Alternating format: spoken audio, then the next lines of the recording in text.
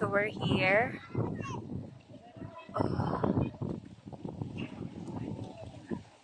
We're just enjoying the fresh air.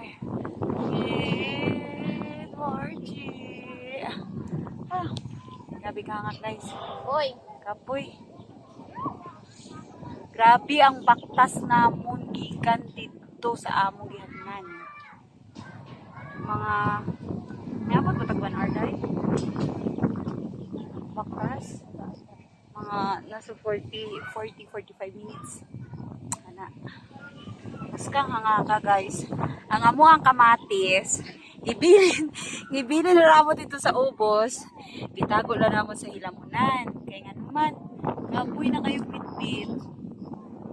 Kaya guys, sarap yung hangin, promise.